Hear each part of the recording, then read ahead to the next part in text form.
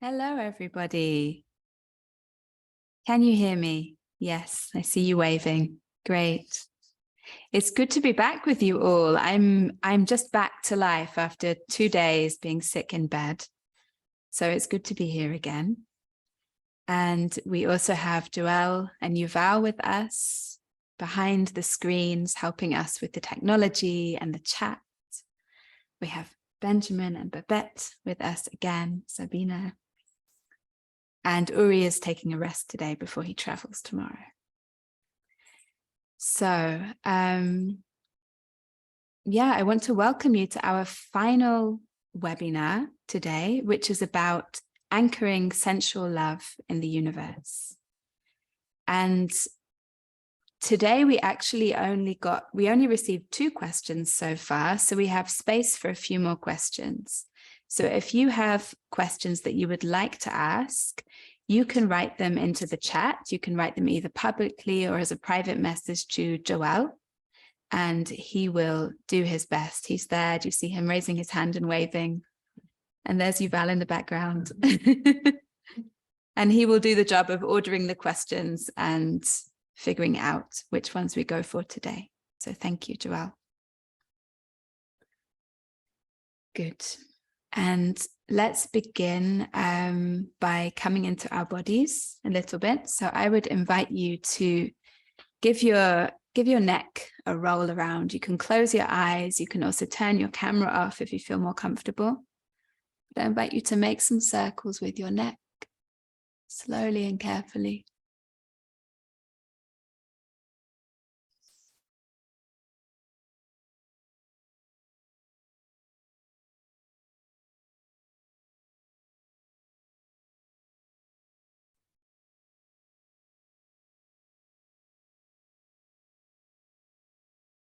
And then you can go the other way.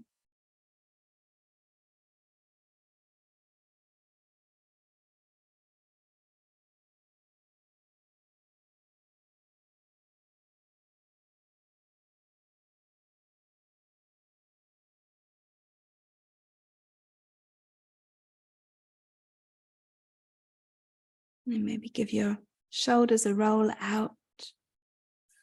Have a stretch. And I invite you to stay connected with your bodies while we sit here and look at the computer. If you need to have a break, if you need to have a stretch, please do it. You don't need to wait for prompting. So our last webinar in an introduction to Love School is about spirituality. And that might not be immediately clear why we bring in the topic of spirituality. But we often say in Tamara that the big powers of love and sexuality need to be anchored somewhere else than only with another human or only in a love or relationship connection. So today we will focus on this. And I would like to open with a question to Benjamin, if you're ready for a question. Yeah. So the question I have, it's kind of a long one. Let me read it here. I had it in advance. How is the way that we live love and sexuality in our lives relevant to the bigger picture of the universe and spirituality? Wow. Okay, how is the way we live? I mean, we are, and I think it became clear throughout the webinar, we are on a path and we are dedicated as a project and as individuals to the healing of love and sexuality. And now I could go really big, and I will do that just briefly, like really like galactically big, like the universe. And then there is a planet where we are incarnated. You know, we are in bodies, and all of us humans, except maybe some mythological exceptions of immaculate conception, but all of us actually come from sexuality. They come from a sexual union. So to be in awareness of that and to have that in consciousness and to have, in a way, the origin of who we are as human beings on this planet in our culture embedded in a sacred way and not in a taboo and shameful way is just as big a story as you can get. Because, and then I could go like, if it's connected to shame and taboos, then we really get into a mess, because we deny the very, my perception and understanding, the core of our central existence of this planet and our very origin. So to bring order and healing to that it's not with fear and struggle and fight, is in a way a very foundational thought of bringing peace with our existence on earth, in our body. Yeah. And then if I go one step down to our political scenery or our society, it is even much more directed from this disconnect of this origin, or from the fact that it is not integrated in our culture, and not and I don't mean public as this is a thing you talk about all the time, but I mean just in our awareness. This is where we come from. Oh no, I'm going back to the level one. I wanted to go one level closer to projects and culture, because the result of it is, if it's taboo and shameful, then it leads to struggle. And it leads to struggle in relationships where we feel it, but it also, in a much larger sense, leads to projects collapsing. And then there are these examples, and there's actually, I don't know, I heard about a book which really studied the background of wars. And it's almost ironic how wars in history, some of them, were like really directly linked to jealousy, and like two kings in the ancient Greek fighting for the one woman. I mean, this is a reality. And that's just one version of it, but it goes all the way through all layers of society and culture, where the struggle of competition around that issue for recognition and acceptance brings a lot of war. And so this is why we often say, and I deeply feel it, it's a political issue. We want a peaceful culture. We need to appease that area of our life. Yeah. Thank you.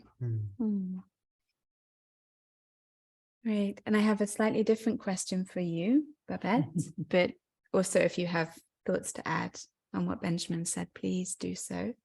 And I wanted to ask you to say something about this, this idea. What do we really mean when we say anchoring sensual love or sexuality in the universe? What does that look like for you?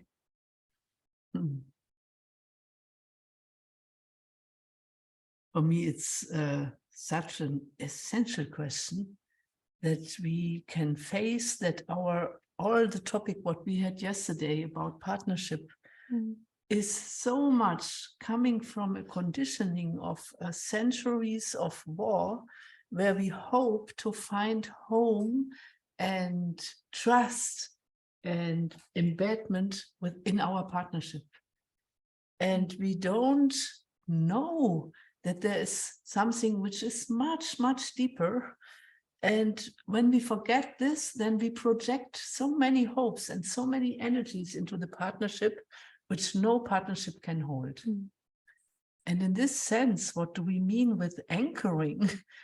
I say it again and again, there are two steering energies. What we feel, this is me. And one is the universal one. So it's, for me, again, that I can speak now. Who says I can speak? That I know that all the stars, all the energies from the universe are part of the possibility that I can say it's me.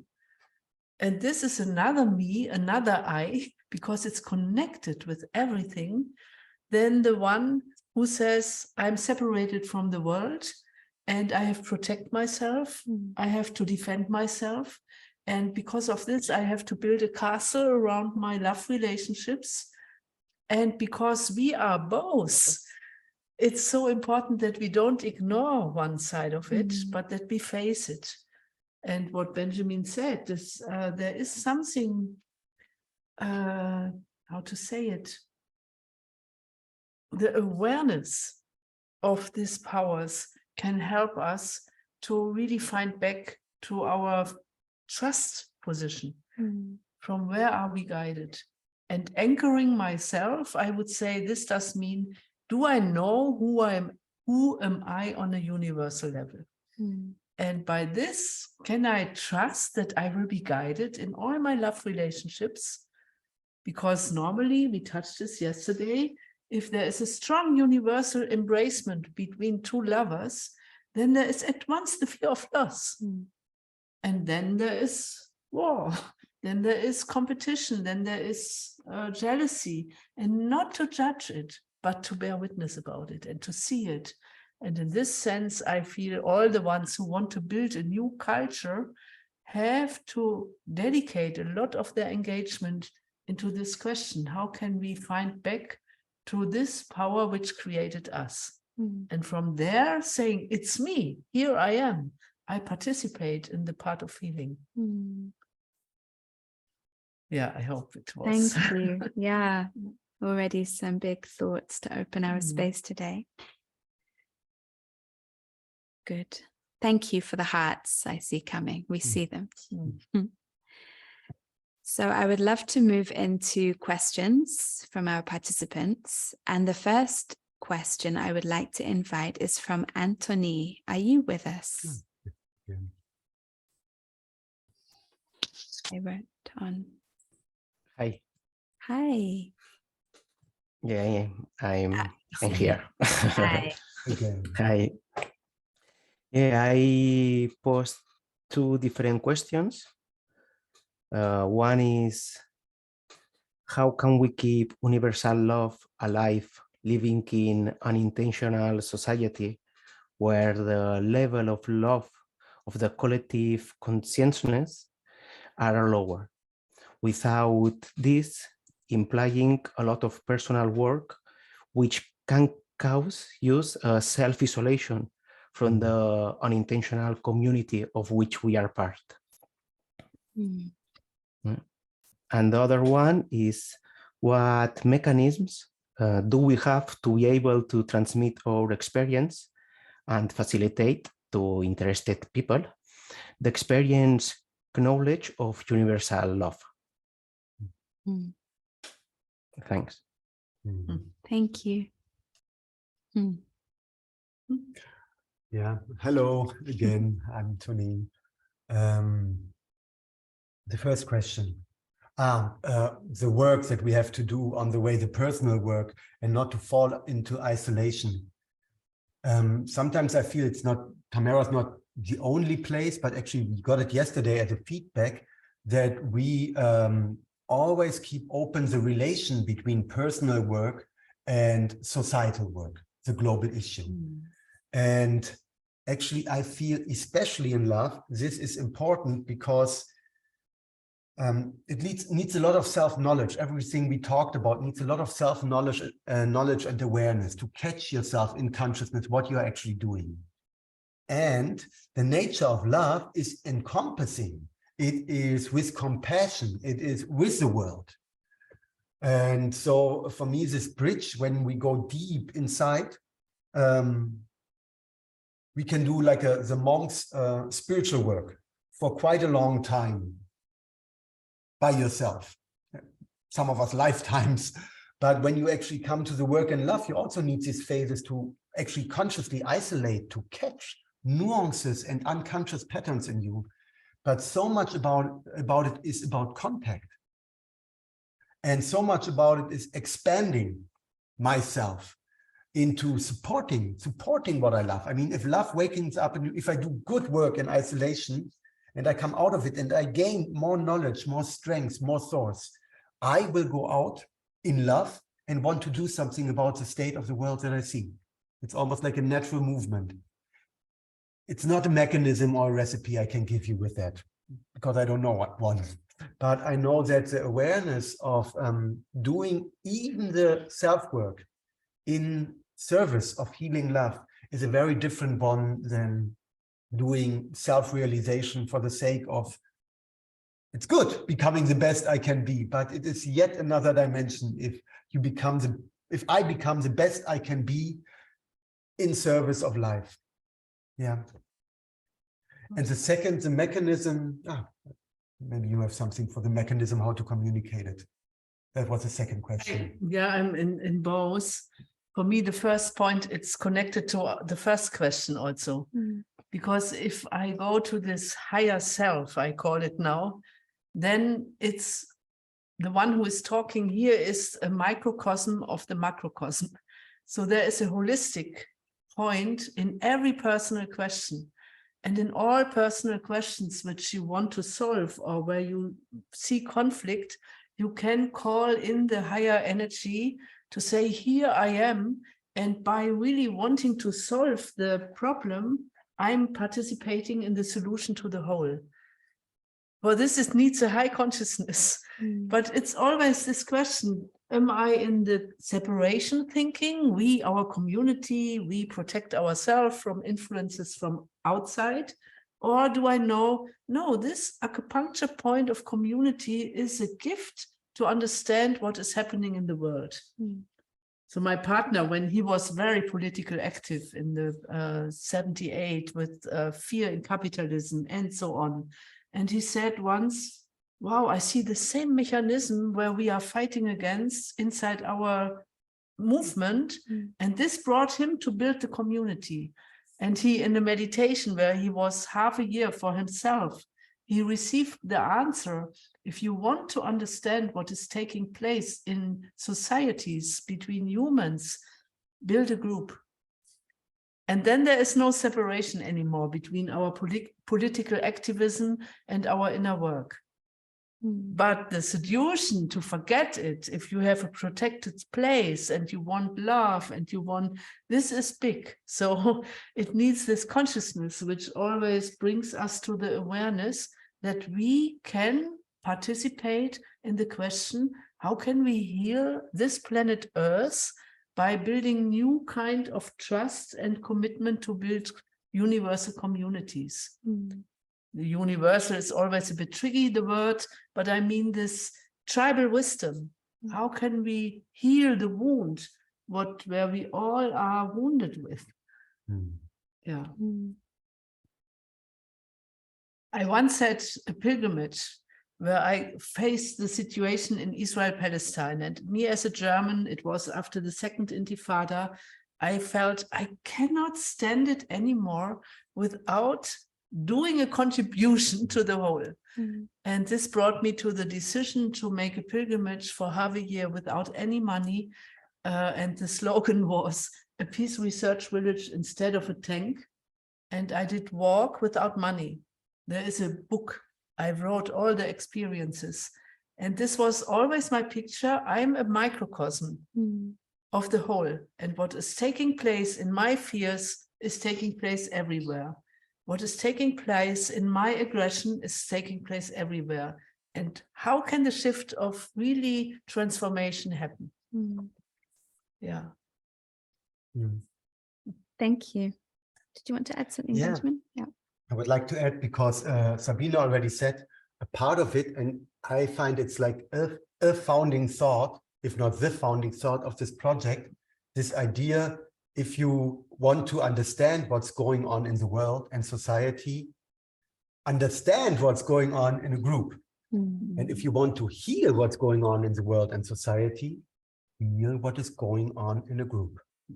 It seems so simple, and then the work starts. But in a way, I wanted to give the complete thought.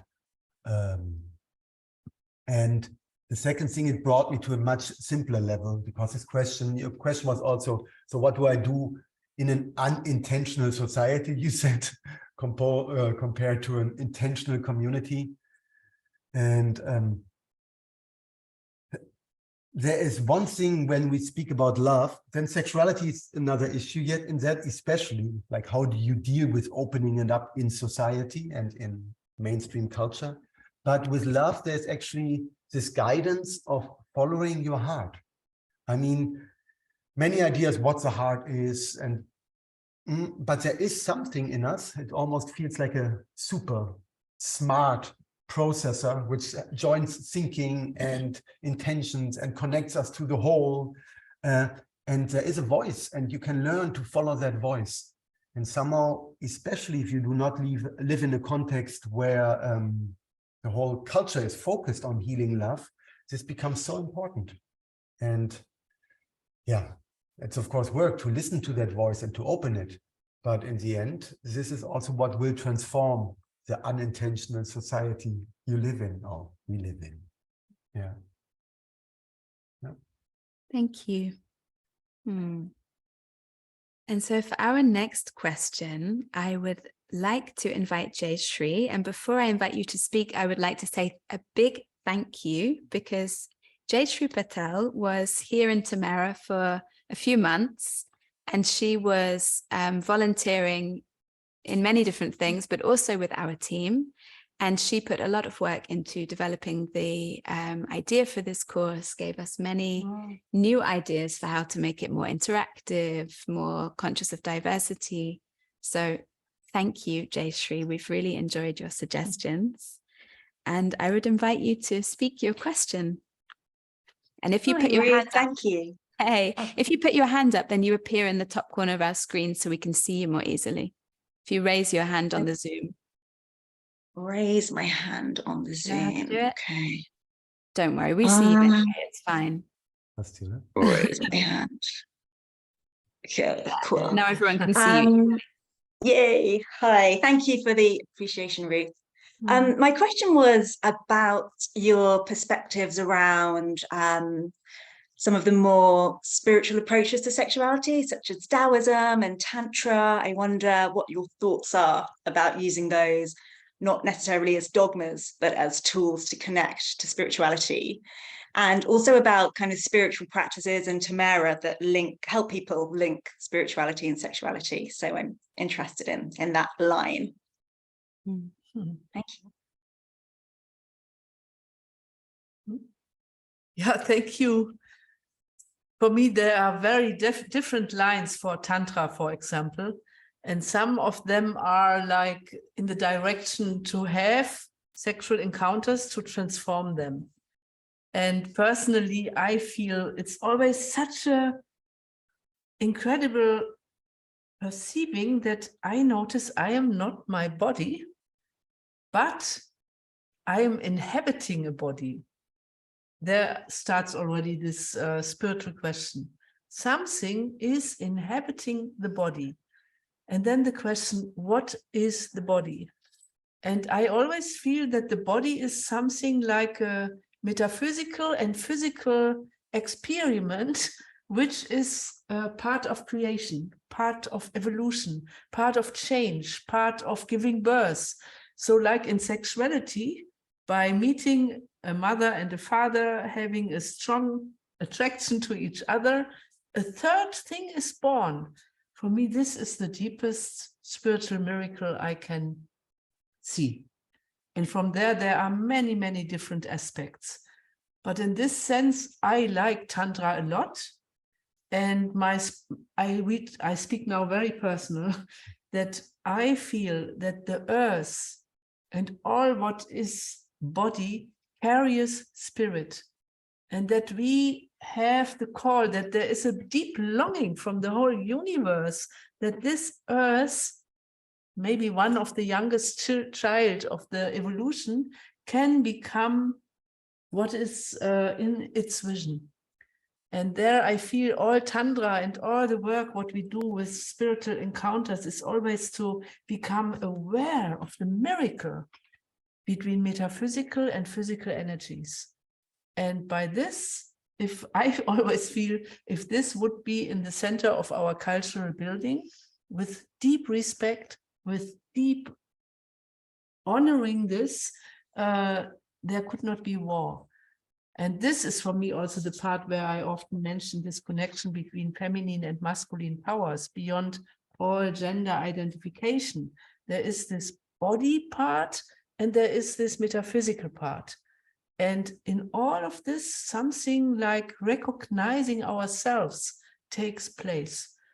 And sexuality for me, I would build, if we should build churches, I would build churches around this miracle between spirit and body.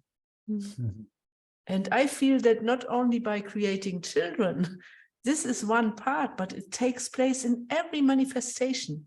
There is something between this where I could knee down and just have deep respect about this miracle. Yeah. Oh, thank you. So Tantra, first of all, spiritual traditions that say this is not to leave the body behind, but to actually enjoy sexuality and deepen our consciousness.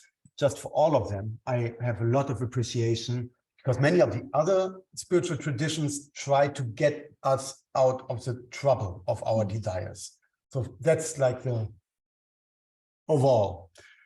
And then I must say, I studied it at different phases, actually personal information that still puzzles me. When I was 12, I had a few years where I studied Mantak Chia, Taoist practice, sexual Taoist practice. And now I don't even remember really, like, how did I get to that? But that's what I did when my eros woke up for whatever reason. And I'm really grateful for it. And I can say there is, in a way, there were places where I connected, had a chance to be exposed to very old and original lineages of these practices. And there I felt a lot of depth.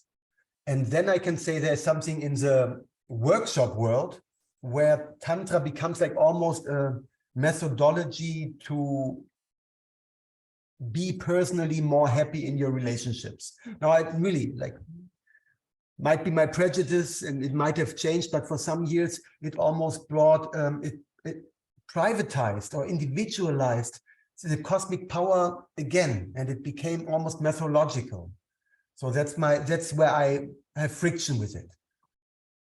But the direction, the ancient sources of it, it's almost like our capitalist society drew that in these old sacred traditions and integrated them in consumerism, if I say it drastically. And it's a little bit provocative, but it's actually, but the ancient ways of being aware that actually being in a body is a spiritual phenomena. And there I'm not only talking about love, which is easier with spirituality, but I'm actually talking about sexuality, because sexuality is a spiritual event in itself. I mean, where did you have the first experiences of expanding beyond your small self?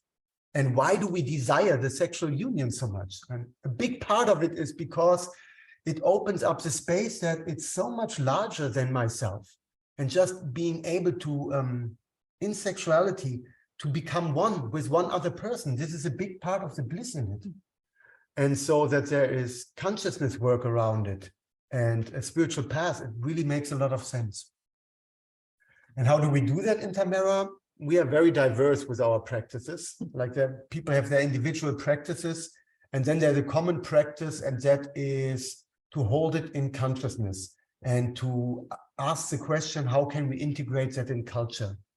And maybe that's my moment to say where I'm coming from today, because we are in a love school. We mentioned that a few times. And today we had a very special happening for the 4th of Advent, the arrival of love in body. And that is what we call a material action. It is a ceremony where a group of people goes naked and with closed eyes into warm oil. And actually experiences, the experiences in there, they can be very erotic and sexy, of course, and it can be very spiritual, as in just finding out that I'm more than I usually think in everyday life, also physically, because somehow I, and many of us, I assume, can have that on a non-physical level, to be one with all, but then to actually feel, wow, my body and it is like happening of many bodies in warm oil, you lose control of who is who and what is what, and then there is a sense of unity in body with a group of people, and that's a spiritual practice or ceremony, and I'm very grateful. I'm still very moved by it, actually.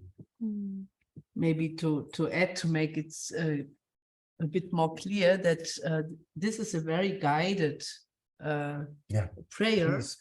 where it's not about mainly sexual encounter. Even sexuality doesn't take place directly, but it's this going through evolution, coming from out of space. What happened that this earth became matter, and then travel in oil with a group through all these different aspects, what you are then as a baby also repeating, all this. How does it come that we suddenly are in the womb of the mother and our fingers will be born? We go through the fish, we go through all the aspects in evolution. And to hold this in a space with a whole group, it's a very deep experience. Yeah. Thank you. And Jayshree, do you feel this was a response to your question, I wonder? Or is there anything you wanted to add? No, that's great. Thank you. Yeah, I resonate with what Benjamin was saying about the commercialization of Eastern practices, for sure. Yeah. Thank you. Okay, so for our next question, I would like to invite Peter.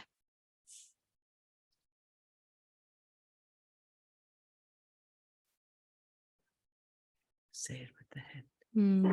And Peter, if you raise your hand on the Zoom as a reaction, if you do it as, do you know how to do it so it comes up as a little yellow hand and then you'll fly up to the top of our screen?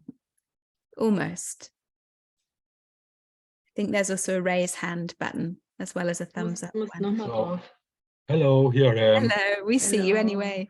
And there's my partner Franziska is next to me. Hi. Hi. Hi. Well, thank you. Oh.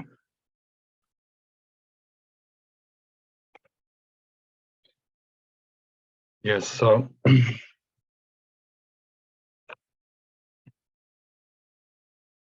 well, I speak first of all very personal. I feel many times very connected in a sensual way to the goddess, the divine inside of myself, and connected to the environment and to other people. And then the question is, yeah, when I get into challenging relationship situations, relationship conflicts, I feel the divine is disappearing. I cannot hold easily. Or I wrote down, I would love to have the conflict, that the conflict stays embedded within the divine. And still in the middle of the conflict, I realized, or mostly after it, I was completely out of it. Yeah. And so for myself, I developed for many years a practice to stay connected with the divine. And still, I would say, with all the practice, it's still a challenge. Yeah, it's no need to be proud of your practice. Yeah, and become humble in the moment of a relationship conflict. And then actually the deeper question would be, is it just simply a grace to feel connected to the divine? Or do we all have to have a good practice to stay embedded in the divine when there's such a challenging relationship conflict sometimes, where everything is burning, and my whole soul would love to just be at a place where I can hold that conflict and not hurt my partner, hurt myself in it, and then afterwards go through all the hurt and see what happened. And yeah. Yes. Thank you. Yeah. So it's not directly connected, but for some reason, the quote came immediately to me when you started to talk. And that is from Douglas Abrams. And it says, if love rules the heaven, isn't it desire that rules the earth? Yeah. And maybe it's still from before, but there is something in desire, and you then say relationship conflict, but there is something where we can deal with quite a few conflicts. And then there is something in desire and passion when sexual energies come in, which goes boom. And I think that's what you're speaking about. Yes. And somewhat desire, and it's our traumatized emotional body, if I want to make it wider, but it is pretty central. And one thing is, yes, great that, first of all, great that you have a practice, that you, because this shows that you actually want it, you want to change it. And that is in a overall cultural field where when we come to these points, and that's the most difficult, then actually the overall field says you have a right to feel hurt and be righteous about it and demand something from the other. So I just congratulate you for the desire to actually change something about it and stay with awareness in these moments. And that also, like, I mean, with the practice, you just have to stay with your practice. I mean, with all practice.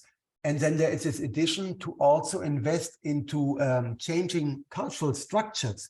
So that this is not only an individual task where it is not you succeed and you fail, which is, and then if you have a stronger trauma, you fail quicker. And if you have the grace to have good conditions, you think, oh, it's all happening. And there's something thrown onto the individual, and we spoke about it before many times. So much of our trauma is more collective than individual. And then the healing of it is so much thrown onto the individual that if I see that in a moment of clarity, it is almost brutal that there's so much pain in a culture that went wrong, that then is landing in the personal succeeding with being a good person or not being a good person. And so in a way, great, keep your practice up, and maybe you find ways to also invest some of the energy into creating structures and cultural transformation. Yeah. Because then it's so much easier than the individual failing. Yeah. Yeah, I want to add, thank you. Because for me, it's so, the first syndrome that we say, I failed. So suddenly I can't stay with the divine anymore. And what is this? And when I come back to my entrance, when we spoke about the two steering parts, what is steering me right now? And then I notice there is a healthy part. This is the divine part where I'm a universal being and where I trust into guidance. And suddenly it's like something is driven back to the pain body, to fear, to anger, to all of this. And suddenly I identify in a way something what is not me. For me, this was a very important point, because in the beginning, when I had this drama attacks, then you feel normally 3 weeks guilty even, and you stay in this pain. How could I? How should I? But then there comes a moment where I feel we are in evolution, and what you are speaking about, I even don't know enlightened persons who don't have this, where they suddenly fall back to a kind of identification and anger. For me, it was very helpful to discover this is not me. It's part of the pain body where I start to identify with. And then there was a moment where I suddenly noticed that even if a part of me is already in the drama, something is watching it. Something is bearing witness to it. And so for me, the most important point is still to learn not to be identified with our personal pain body. And by this, we can learn to watch. And by this, we can learn more and more to give the guidance to the higher self. Mm. And I feel this is our cosmic classroom where we are in. And I feel if we really understand this deeper, higher love, the whole earth will change. We will come back to the deeper reason why we inhabit this planet Earth.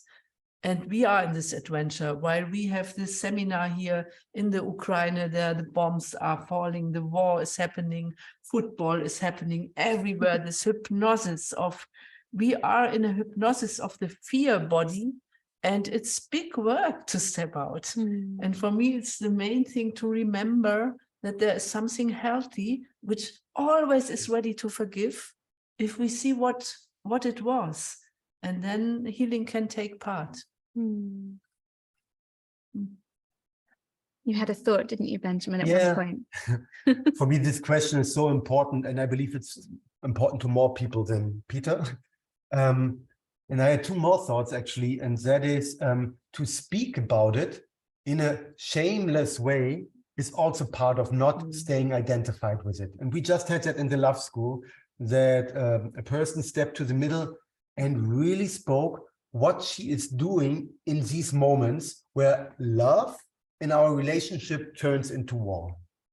And I don't mean I feel hurt, I feel very, very hurt, and therefore I had a right to do that. I mean really like, wow, shamelessly say like, look, this is what I'm doing.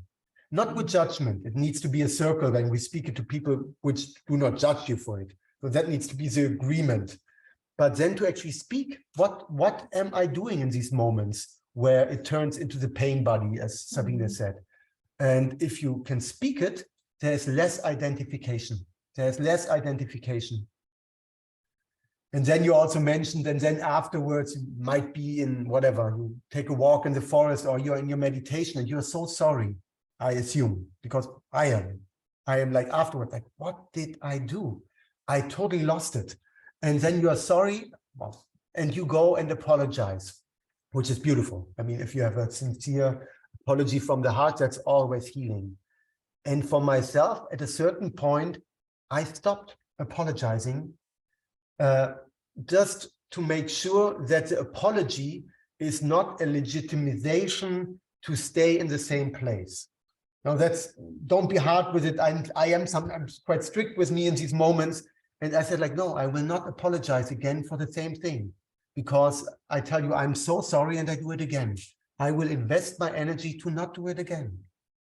And in a way, that's the deepest apology that I can bring to my partner who I hurt in that moment, to really try not to do it. And if this sounds too moral, I don't mean it in a moral sense, but as an inner decision. Mm. Yeah. Thank you. Thank you for the question, Peter. So I would like to honor a question that came into us before the webinar, and it's from somebody called Ursel, who wasn't sure if they would make it today, but they really, really wanted the question to come in. So I want to just check, are you with us? Otherwise, I will read the question. It might be a German woman with the name Ursel. Please, yes, please say it for me. I can't do German names. What she knows. Thank you. Okay, doesn't look like it. So I will read the question. I read it from my phone. So they say, I hardly ever feel strong currents of eros. The only moments when I did and felt very attracted to a man was in spiritual settings. So for me, both are connected. I wonder, am I missing out on something, or what is it that other people are experiencing when they experience an erotic experience that's not connected to a spiritual current? Oh, what to say? I would say congratulations, stay with it, because I feel Eros is spiritual. And there is another part where people even don't notice this anymore. Also with Eros, it happened such a nivellation. And then people often say, yes, I wanted free love in the beginning too, but now I had enough. Now, but Eros is the deepest sacred source. And I mentioned it already before that I have some friends who live a celibitarian connection. Or what's the name? Teilhard de Chardin. He wrote the book, The Human Being in Cosmos. He never had a sexual encounter, but he knows deeply, deeply, deeply about Eros itself. And I can only say, stay faithful, follow your line, and you will find the guidance. Very simple. Great, thank you. And I will add, as you had the question, there might be already some guidance in it that to dare in other surroundings, something in you is searching. If it's just a doubt, leave it aside. But if it keeps coming up, it might actually want to lead you to something. And then I wonder, what do you mean by not a spiritual setting? Because this is also a tricky thing. And if this is your safe ground where it unfolds, great. But maybe you want to stretch it if you have the question of an unspiritual setting. Yeah, and actually experience it as spiritual nonetheless. Yeah. Great, thank you very much. Okay, and now we have a couple of questions from BB, who wrote on the chat.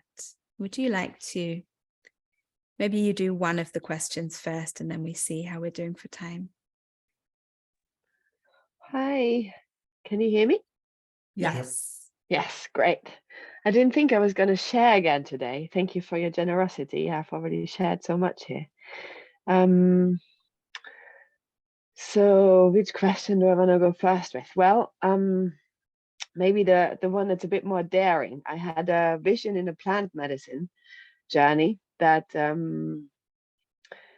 sex magic rituals where people would meditate on the peace in the world would sort of support a similar vision that Tamara has, as in activating a field and activating this vision. I wonder if you have any thoughts or if you have done any experiments on that or know anything about that. Thank you. Thank you. Yeah, thank you. Very beautiful question. And I can say that you had this with the plant medicine. For me, it's that there is rising a memory of universal natural law. And I believe deeply that in tribal wisdom, where life was protected, there was a moment where sexuality was not only for partnership and all of this, but for calling the rain, for doing prayers, for really come in universe. It's a universal channel where we can encounter also other universal beings. Now comes my but, because to be able to do this, you must be in such a protected space where you know a lot about yourself. And I think there existed mystery schools about love and sexuality, where you had to purify your personal relationships on a level that you were ready to encounter on this universal part. And then we have here, for example, we have Terra Deva, we call it, where we try to come in contact with all beings, with the plants. And we had moments where we had, we call it Eros and nature, where we come closer to this, what is the water in us calling? What is the fire in us? And how can we relate to us? And just maybe to end, we had in the Defend the Sacred Alliance, some indigenous people were also with us. And we had one woman from the Arawaka tribe in Colombia. And close to here, there was a big fire. And we had a meeting at our fireplace to do a prayer. And then she said, you need to find 8 couples of Portuguese people who do a sexual encounter in prayer to calm down the fire. For her, it was fully natural. For us, I know a lot of spiritual movements where they do project romantic things because they did not learn to have direct, truthful contact without lying. But if this is there, I think it's a very natural where Eros is such a universal tool, and this is part of it. Yeah. Beautiful. Beautiful, also beautiful memory, how this indigenous woman said that. And we didn't manage like by recipe, but we managed to bring sexual energy and contacts into the prayer. And actually, we never know where's cause and effect, but the fire calmed down. So I want to give a few more aspects. And one is that, I don't know currently, but we have love spaces in Tamara. And there was a very close one here. And there was always a picture over the bed, which with the sentence, which said, every true act of sexual love is a service to the world. And this is not the sexual magic you mean, but it brought into the love space that what is happening here is a prayer to the world, especially if it's joyful and energetic and radiates good energy. So that's like a small thing to bring it into that the energy that is created there serves something bigger than the meeting itself at the same time, which I always feel sexuality almost wants. I mean, children can come from it. And if you have a really strong sexual meeting, something wants to be born from it. And if you consciously put that into service for life, I think already that is good. And then I can make a little bit advertisement for doing that, even in your in your personal relationships and the sexual contacts you have. And my advertisement is that whenever I do that, the energy grows bigger and I have more joy and more intensity. So whenever I say like, okay, let's have this encounter and put it into service of something beyond us, usually it gets more expansive and beautiful. The last bit with sexual magic and like in a more practical way of using semen and menstrual blood. And for me, which is also associated with sexual magic, and there I'm very hesitant. It needs to be a very clear channel why to do that. So again, that it doesn't become a method or technique, but goes to the depths of that issue. But when that comes, hey, semen and blood on the earth, this is where it comes from. Thank you. And just a practical question. Did you already talk about what love spaces are in the last 2 webinars when I wasn't present? Or maybe you want to explain what you mean by a love space? Yeah, we didn't, I believe, and I somehow assumed. Thank you. I'm still in the material action, so thank you. Love spaces. We have places in Tamara, like a central temple, but also smaller spaces which are dedicated for people who are not in a relationship, not living together, but want to have a sexual encounter or an erotic encounter. And that's part of when we say it's culture and not just private choice. That, yeah, there's a place provided which is public infrastructure and not public necessarily that people watch or that it's open, can be sometimes, but that it is part of our commons. Yeah, I really mean it. It's part of our commons to have public infrastructure, not our hotels that you pay secretly, but actually spaces that are dedicated to lovemaking in the community. Thank you. Beautiful description. Okay. We still have a little bit of time before we would send you to breakout rooms. So I would go to one question from Sebastian next, and then there might be space for one more question afterwards. So are you with us, Sebastian? Ah, yes. See you there. Yes, you mean me? Yes, Hello? you. I believe it's you. Okay. You mean the question in the chat, yes? Não podes. The question in the chat, exactly. Não podes, não podes. Yeah, I have the experience that so in deeply emotional situations, and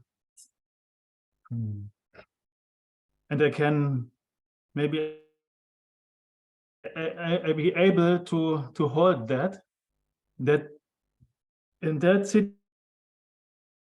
situations I can get an access to the deeper reality, to the divine, you can say, call it so, or to like a bigger space of connection. So I had this experience with my partner. So, and there's that question is, so all that work on trauma and to work with the body, and so maybe is there, you can see a possibility in heaven, or to get in better access to the divine. Yeah, is it clear? Not fully. Not really. No, I didn't get fully your question. Okay. So what you So- described, yes, but what at the end I lost you. Okay. So my own experience is that I learned in the last 10 years to hold my, let's call it that bad emotions, mostly fear, or so, yes, and to learn that gave me an access to connect to that spiritual ground, to a bigger space. So not to push it away. So I don't want to have the fear. So no, the fear can be there, and this is the option to connect with the divine. So do you have what's your view on that? Yeah.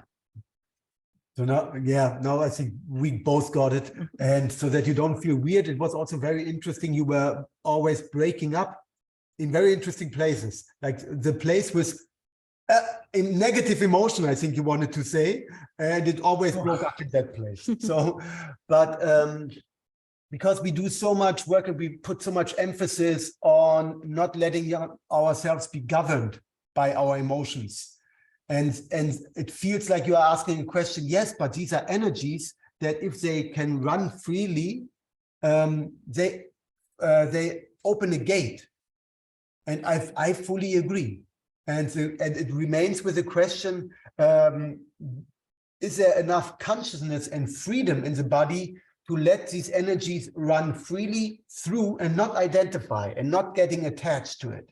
Because many of the emotions, how I understand differentiation between emotions and feelings, there are things that just you see something or you experience something and there is a really strong reaction in you and an energy wants to move through you. And if it can, it's beautiful. Now, if it's aggression, it's not so beautiful, but usually we are blocked on that level of letting it through. And then we feel it and we actually suppress it and we identify with it and it gets stuck and it connects to old stories. It is not the emotion anymore that sets you free into a spiritual experience, but it is connecting to trauma or your memory of an experience and brings you away from current reality. So that's a really important differentiation. But there are many emotional energies, like if you sing with a group for an hour, your emotional body gets changed and it becomes more, your emotional bodies in the group gain more coherence. And that is part of a gate opener, for example, or the positive emotions in a sexual encounter, which is permitted and without shame. This is an emotional experience and it's a gate opener. So I fully agree that freely flowing emotions are part of opening a spiritual realm. Just that the other ones take us away from it so much. Yeah. From your answer, I'm still not fully clear whether I got your question, but as far as I got it, for me, every emotion, whatever emotion it is following an information. And the question is, am I aware of this information? And by becoming aware of the information, healing can take place. And if I'm not aware, then I follow in a way blind to the emotion. And this is then that the pain body takes over. And I believe it's me. But there is, can I learn to bear witness? This for me is the part in evolution where we are at. And for me, in my development, in my spiritual development, it was a very, very important path that I suddenly discovered that behind all pain, behind all war, behind all suffering, there is something always directed towards healing. And can I find the healthy picture? Can I find this spiritual higher self? And then I can approach more and more to very strong emotions, and they don't take over. And this is for me the development. And of course, I can follow the happiness, and suddenly a very depressive energy comes. And if I don't know why, it takes over. It obsesses me. And who is this me which allows that I'm obsessed by it? And only by bearing witness, I can discover this higher guidance, which will help us to find the way towards solution. This is my spiritual practice in a way. Yeah. Thank you. And Sebastian, was this now an accurate response to the question you have, or is there something else you want to clarify? Yeah, for me is that work on the emotions mostly part to be healed, to get healed. And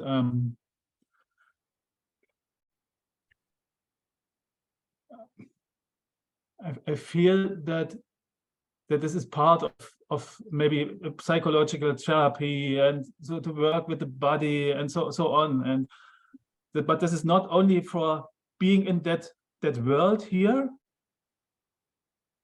It's maybe connected to having better access to what creates us. Yeah. So this is because that I cannot say I have an access to the divine. It's more the experience of the divine comes to me. So yes, so that's the point, because I think we need to be able to manage emotions. That is a part of healing work. To have actually to get that access, or to get this gate opener you told, Benjamin. Yes. I want to so if you saw deep trauma, so not that gate. I want to relate one more round, and that is in my experience, it's actually not the anger that opens the gate to greater connection, but the release of anger. When there is something, when there's stuck up anger and I'm blocked with it and I release it, I often have then, after such a situation, the sense of more spiritual connectedness, just a larger space that I'm with. And at the same time, years back, I did a lot of release work, and there was also something infinite in the emotional body. It felt like I can do that forever. So in a way, what I envision for the healing is a very conscious use of emotional release into a framework which has a larger vision, so that it doesn't become infinite personal work and release. Because right now on the planet, there's so much sadness and sorrow, and also understandable and justified indignation, that on a personal level, this can become endless. And when I mention indignation, I also say there is a level of where anger turns aggressive, and there is a level of anger and indignation of what's going on with life. And that's a very powerful spiritual source and connection to actually not be aggressive towards other people, but use that energy to say what is right and what needs to be said and protect life. It's a really important energy to set free as well. Yeah. Thank you. Good. Mhm. Okay. So I would like to let you know how we're going to go on from here, and also give you a chance if you want to say anything more before. So we would soon send you into breakout rooms for 15 minutes with the chance to reflect on today's webinar, but also the whole journey we've been on, because now we're on our 6th webinar, we're coming to the end. So we really want to give you the chance to digest what you've experienced in this whole time. And then after that, when we come back, we will have half an hour just to hear voices, things that you liked, things that were difficult for you, more curiosities you have. And it's not going to be so much asking direct questions and getting answers, but maybe there will also be additions from Benjamin and Babette if something comes. So with that in mind, I want to check with you both if there's anything that you feel is really important for today's webinar that you would like to offer in before we send everybody off to breakout rooms. In a way, we spoke, I mean, the whole title of that is anchoring our love in the universe, right? Yeah. Correct. And for me, it is really, if we touch love and sexuality, such a pain is touched that I really feel more and more that it needs a spiritual practice to deal with it. Otherwise, it's too much. And so this anchoring it's not just like in my understanding, a question of taste. Yes, I have a spiritual practice and I like it. But if you really want to go to the depths of this wound, you really need another practice that keeps you connected and keeps practicing what Sabine always says, to not identify with a small me. Otherwise, the wound in sexuality is too big. So, thank you. Yeah, not only in sexuality. For me, it became in the last years like a must to figure out, can I see and can I find the point towards healing? Can I find this inner guidance which helps me to act, to speak, not guided by fear, but guided by evolution, guided by trust. And this is a decision point where we are at. And my feeling is that we are living in the center of the apocalypse. So we see that the system in the old way doesn't work anymore. And many people give up. Many people don't trust anymore to life. And I know many of my friends, they became, what's the word for it? If you have resignated, they have no hope anymore. And for me, it's also not so much about hope. It's about, what does life want from me now? That I really can participate in towards the healing of this planet. And there I feel it's a spiritual inner must. And for me, it's always a very important practice to deeply listen to the frequency where we are at, the universal one, and from there looking, what is my next step? Yeah. Thank you very much, both of you. Okay, so as promised, now you have 15 minutes to share with each other. And the question, which also Joelle will post into the chat and also broadcast to your rooms, is simply reflect on what was shared in our webinar today and our journey so far as a whole. What do you take from our time together? How has it been? And so with that, ready? Okay, then we would send you off for 15 minutes. See you back soon.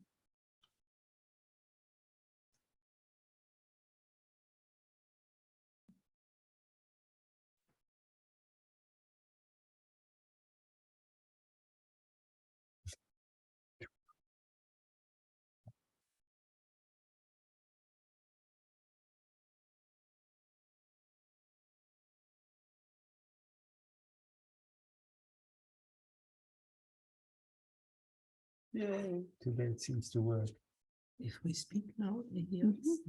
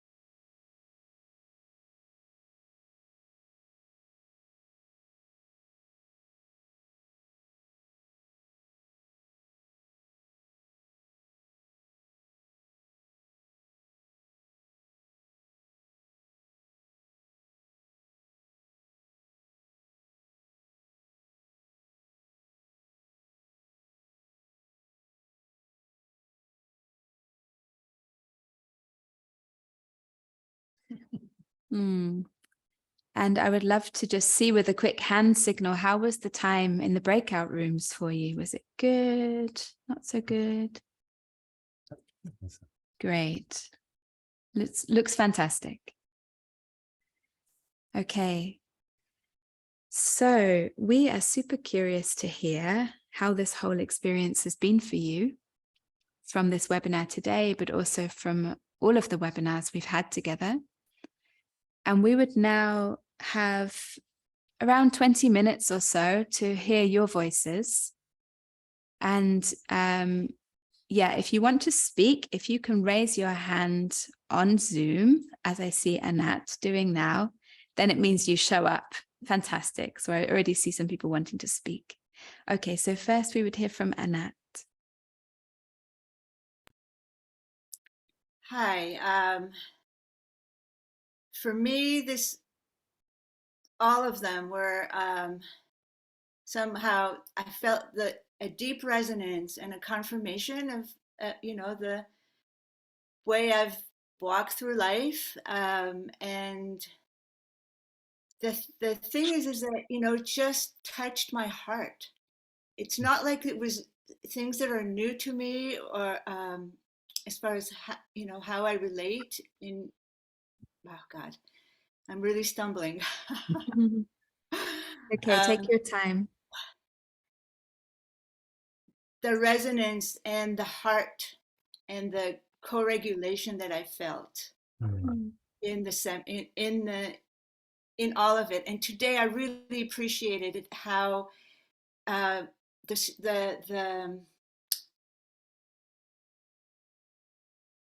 grounding it in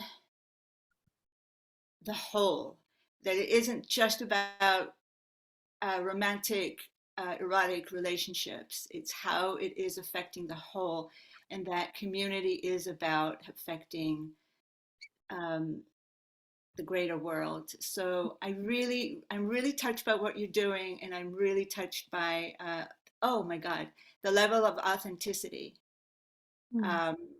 So just grateful. Thank you very much, Anat. Oh, wow. It will be a lot to take now. And next I see Francie. Welcome. Thank you. I'm reiterating what Anat said in terms of the emphasis on connecting to the whole universe and the planet. And I have two things. The first is that when I practiced sex and spirit with my partner of 10 years and now my lover, and we always have dedicated our lovemaking to the healing of the planet. But I see in this webinar that I need to extend that to all of my connections.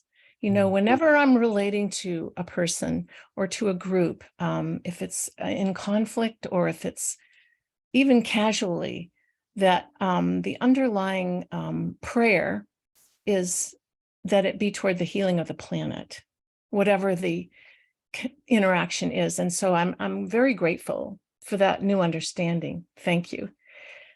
And one other thing I just want to do is to honor all of you who do not speak English as your first language. I want to give you a huge thank you. I know how challenging and fatiguing it is to speak in a language that's not your mother tongue. And on behalf of all English-speaking people here, I'm giving you a huge vote of appreciation for your English speaking. Thank you, Francie. Okay, and now I see Michael and Kamala Devi. Hello. Hi, yeah, this is Michael. First, I just want to thank you. This is like the most beautiful work in the world. I'm just so touched by it. And I just feel so much trust with you guys as moderators and just with the whole community. We went to Zeg 10 years ago, and it was the 20th, I think it was their 20th anniversary, and they were talking about the peace, how we were doing as a peace community, how Zeg was doing, and how the world was doing as in coming to peace. And basically the conclusion was that we're at the most peaceful time in human history. It's getting more and more peaceful. And that was the first time that I was ever exposed to that, that knowing. And so for the past 10 years, I've been really feeling into that. And now as the queer movement is opening up, and gay and trans, and there's so much more acceptance, I'm realizing that that's a function of how much more peaceful the earth is becoming. And it's really exciting for me to see that happening. And I see it as the future. And as we get more peaceful, all these other things that are starting to open up. And I want to thank you for helping guide that and look towards that future. And I also noticed, in peace, as we're talking about peace between people, the times that I've gone to gay festivals or gay cities, or the time that I lived with my brother who's gay in Paris for a few years, were the safest times that I ever felt. And that there's just so much peace there. And I know that it's tied to the thread of what we're looking for, is this peace between people, and us watching the queer opening is we're looking into the evolution of the future for ourselves as humans. So I just wanted to say those things. Thank you for bringing all these things up within me, over these 6 days. It's been so beautiful. I love you so much. Thank you. Thank you so much, Michael. Great. And Angelique from the Star community, welcome. Hi, it's really good to see you. Sorry, I almost chickened out. My heart is about to come out of my chest. I have gained so much from Tamara. I'm so grateful to you all as a community, and getting to visit really centered me last summer, 5 months ago or whatever it was. But I feel like every time I take a course, I just have 1 or 2 more insights that are just really transformational, and I really, really appreciate that. And this time, the 2 things that really landed for me finally were the real truth behind freeing love from fear, and all of the internalized systems that I have that I'm trying to, slowly work through, that cause my fear, that hold me back from really experiencing love, and really being able to provide love. And the other thing that I got really was this time with the idea of anchoring love in the universe, and anchoring it with this community of these beautiful faces that I've been seeing on my screen for the last, 6 days, however long it's been. And the people that I've met at Tamara, both Tamarans and Jayshree, I met, Karen, I met, and it just feels like I'm such a part of this global community for the first time, really, really anchored in me. So thank you very much. Thank you, Angelique. Hey, and next we have Peter.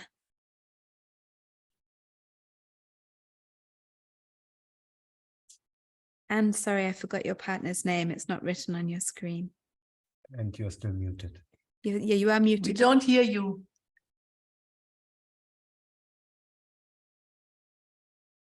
You must unmute your... It's still... Now. Yes, Hi, now we hear you. I'm Franziska. And before Peter is also talking, I just wanted to say thank you for Benjamin and to Sabine and to all of you to create this very trustful space in the community with you all. It was really, makes me really exciting and happy. Excited and happy, yeah.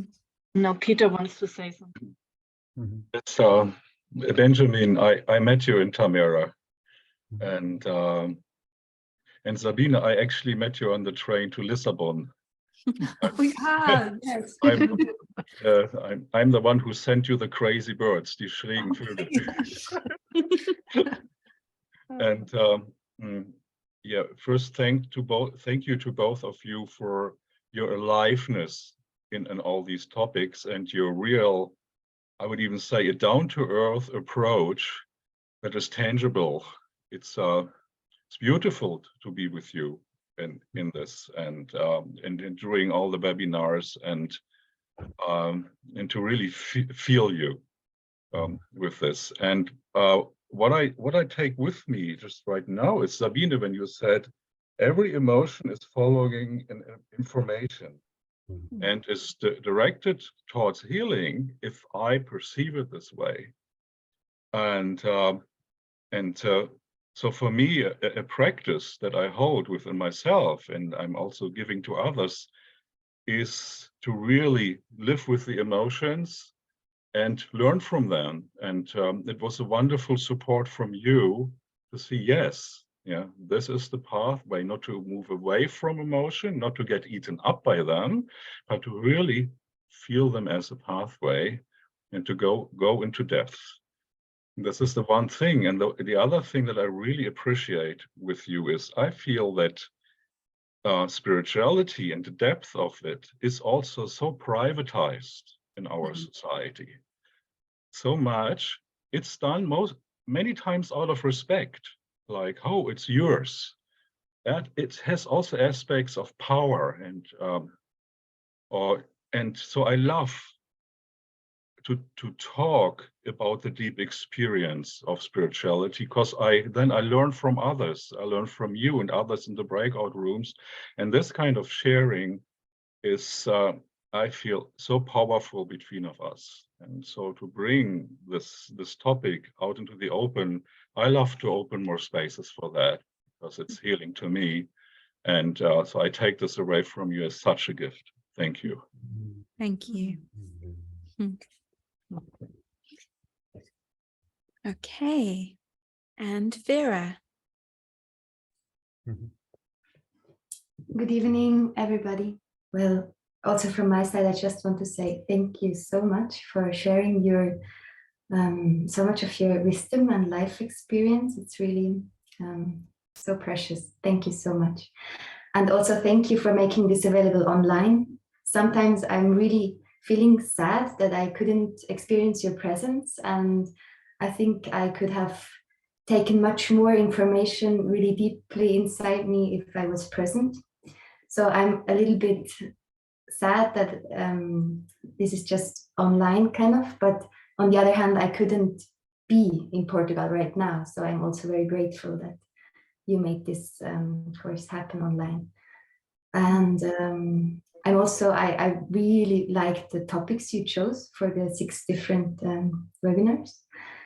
And one personal little moment of insight just to share from the last 6 days was when I was in the breakout session with Antje, when she shared about her love relationship with this married man. And I am, as the mother of a child in relationship with my partner, I'm more familiar with the other side, the other woman role. So it was so beautiful to just exchange these 2 different perspectives of having, And then, living in a very small community in Switzerland where we are trying to, experience our lives together based on agriculture, but also raising our children together and living together. It's challenging to find also space for these topics like spirituality and love, freeing love from fear, but I'm just going to try to bring it more into the group also, because it's really dear to me. And thank you so much for letting this grow inside me also. Thank you. Thank you. And now I just want to say, I see more and more hands coming up, and we only have a few minutes left, so we can try and do a kind of time magic now and still hear the hands that are raised now, which is 6 more people. So I would ask you to be mindful of the others who also want to say something, but please also bring your essence, what you want to say. And next we would hear from Alan. Thank you. I've gotten tremendous value from this. About 7 years ago, when I began to explore relationship and sexuality, I found Network for New Culture, which is a network in the United States based on the principles that were developed here at Tamara. So to have come to the introductory weekend on love and sexuality, and now to have attended this, just is giving me a sound grounding in the principles on which that has been founded. And I'm in a changing situation where I'm giving up my home and all that I have known for the last quarter century. The final step is to find an intentional community, be an elder, and find a place where I can contribute, grow old, and perhaps be cared for when I can't for myself. And I was the one that posted the question, are there other communities that you would mention in the world or in the United States that I should pay particular attention to as I begin an exploration of finding a place to live the rest of my years, that are based upon the principles that you've been articulating here and that are modeled at Tamara. Mm. Thank you. Mm. I think we don't give an answer to this now about the other communities, but we take it. Thank you. Perhaps if I can simply know where I might pursue getting the answer to that question, and then I'll let it go, please. I have an idea that I will bring in a moment as a closing. Yeah. Very well. Thank you. Yeah. Okay. And Adam. I want to thank you guys. You've done a really wonderful job with this. It is so rich, and it's going to be mulling it over for weeks and months to come. I'm particularly delighted to share it with Michael and Kamala Devi, who are friends of mine right here. And with that, my question is, I would love to pursue this more, and my deep longing to be visiting with you at Tamara. And is there a plan for a residential love school coming in this next year? And where should I block that out in my calendar so it doesn't create a conflict going forward? And I'll let you answer that however is best suitable for you. Thank you. I'll also say a word to that before we close. Okay. Thank you. And John. Hello. I wish I would have asked this earlier as a question, but I don't think we have time for that. So I just feel like I want to speak this into the space as kind of a reflection for myself. And this is related to the difficulties I'm having in my current relationship with my partner, Alana, who is here. A lot of these difficulties for me have their genesis in our sexual relationship. And I would say that Alana very strongly relates to the entire world erotically, be that rocks or plants or people. And as I felt, and that's been a strong sexuality has been a strong part of our relationship, but I started to feel like a disconnection there at some point. And Alana has said that the solution to that is to be able to be more expressive with other people. And then the sexual channel will open up again with me. But I find that a very challenging place to be in, where I want it to be the other way around, that that the sexual channel feels open with us, and then I will feel, I guess, more comfortable with them doing that with other people. But I don't know how to get there in this disconnect we're having around this. Wow. This is now would open a next full half an hour, this question. But just to, I think, just to give one sentence, that it's not so much about opening to others or not. It's really to face and to find help. Where is the blockage? And finding space to express it, to maybe with art, with performance, where often there is a blockage because we are obsessed with fantasies which we cannot fully share. And by unfolding the trust, it can open. And whether it goes with the help of others or deepening the intimacy, both ways are possible, I feel. Yeah. Thank you. Okay. And I don't know if we're going to get to hear all the voices now, because there are some things that we still need to tell you before we close. But I do want to call on Anaï, because I saw that you had your hand up earlier and then you disappeared off the list, but I see you again. So I would like to invite your voice. Thank you, Ruth, and to see you here. My internet was full, so I'm happy to be connected again. And well, adding to all the gratitude that we have been listening, willing to express that somehow I resonate so much with different aspects that we have been hearing.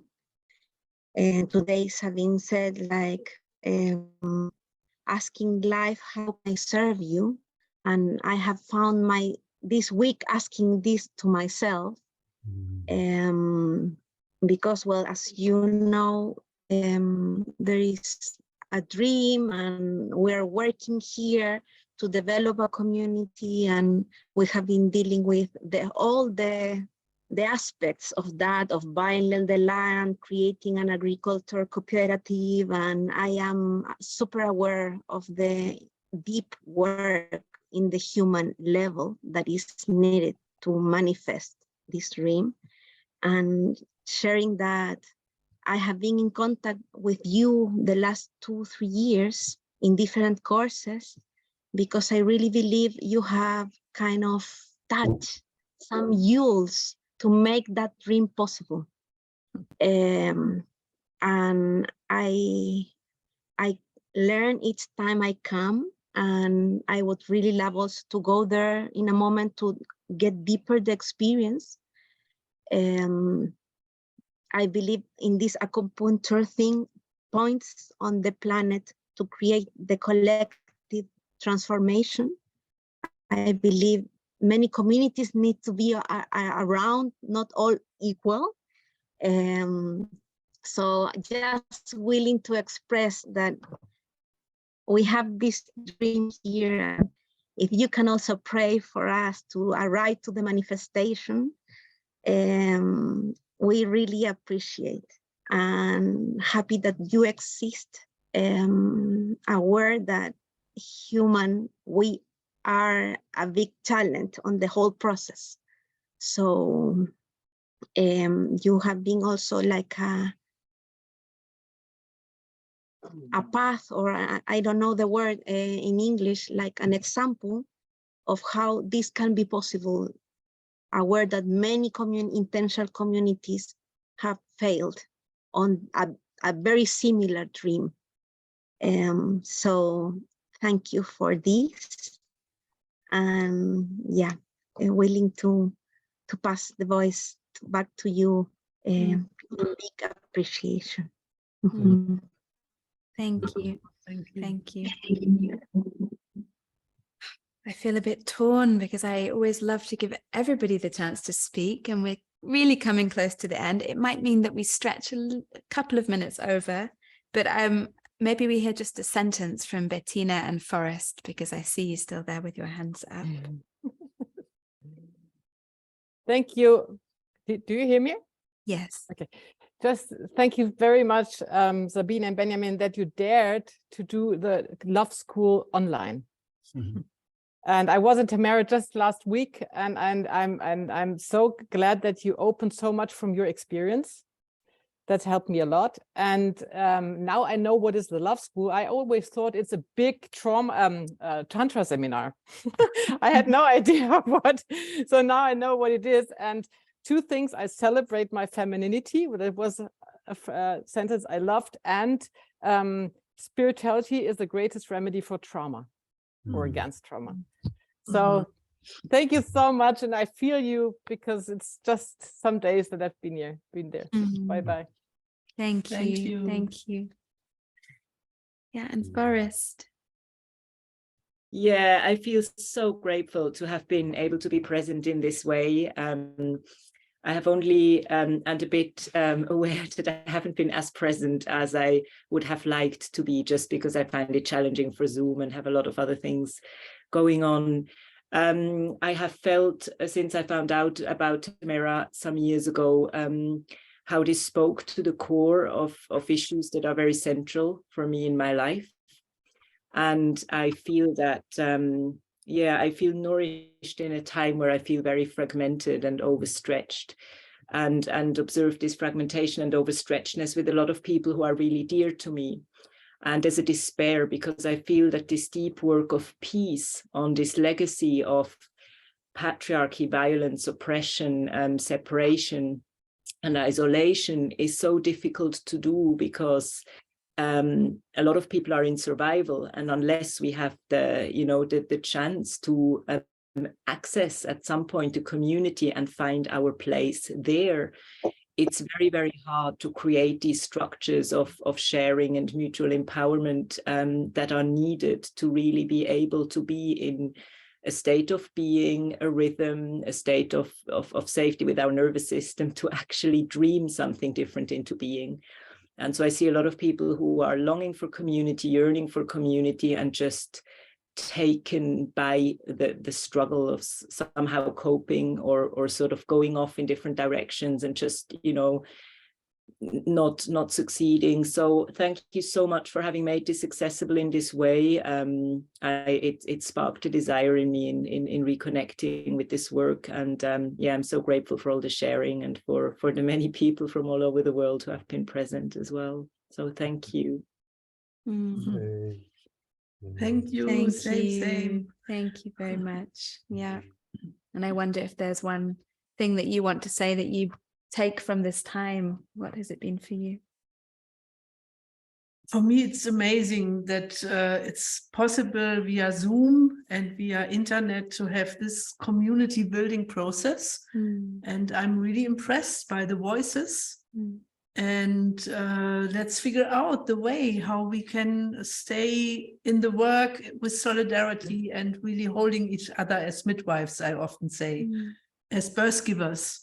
So thank you very much. And I just want to name it now myself, that every Monday morning, I do a kind of meditation where I listen into the frequency of the world. And afterwards, I publish a short film, mostly 5 minutes, where you can stay in contact also on a spiritual level. Maybe one day there will be no internet anymore. And for me, it's a beautiful way to connect with a very old habit that people prayed before there was Christ or anyone. They prayed with the rising sun and listened into the community of life. And this can really bring a solidarity and frequency where we can stay in connection on a spiritual level with our cosmic telephone. Thank you.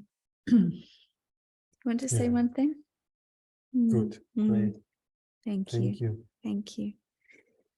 Okay, so now we really are approaching the end.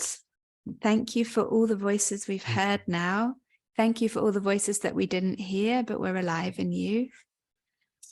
And I have a few pieces of information about how we can continue together and stay in touch. later on this evening, we will send out an email, which will have links to all of the webinars and also some extra information about different suggestions we have for staying in touch. One of them is the Ring of Power that Sabine already mentioned.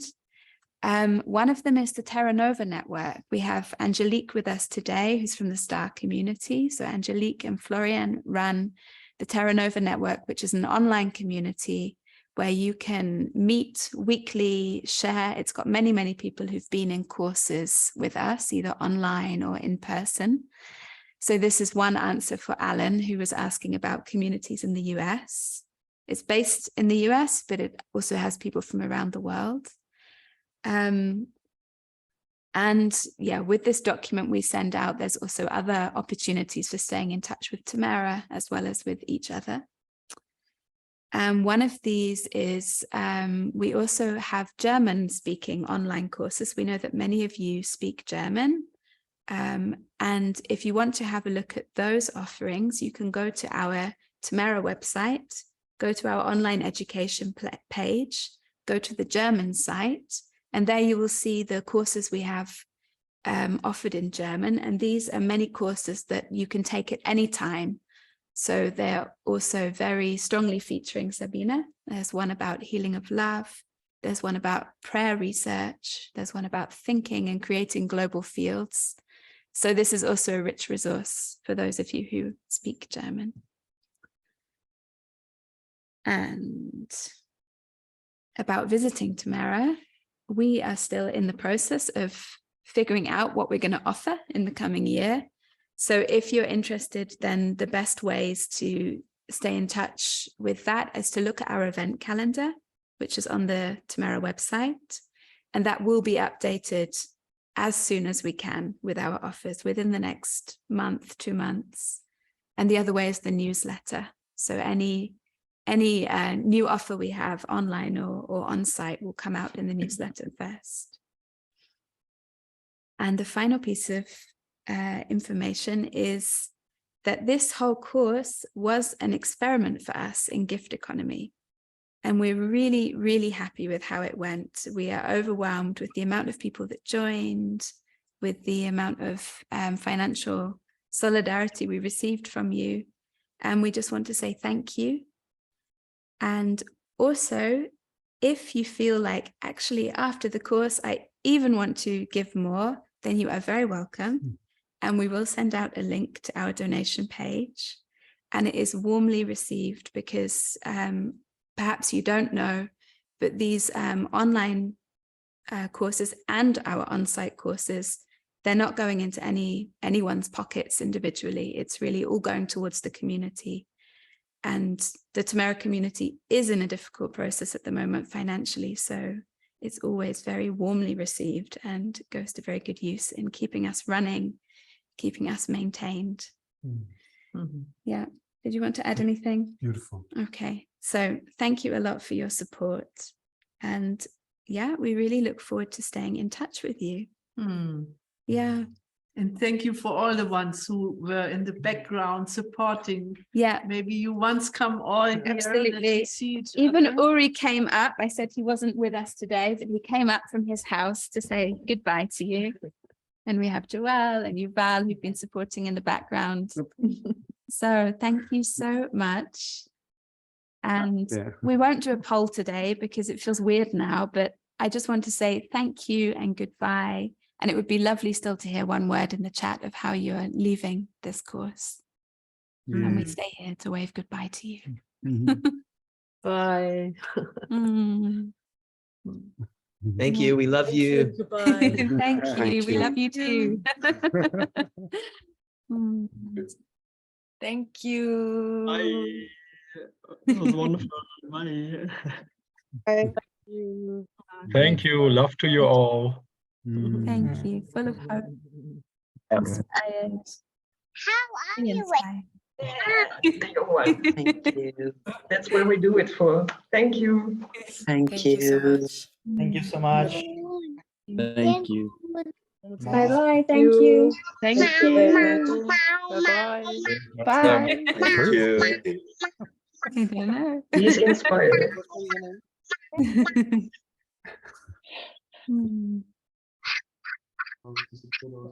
Gracias. Gracias, toda, shukran. Muchas Thank gracias. you. Efcharisto. Thank you. Merci. Merci beaucoup. Yes, yeah. Muchas gracias. Tada. Un gusto compartir. Gracias. Gracias. Bye bye. Good night. Good morning.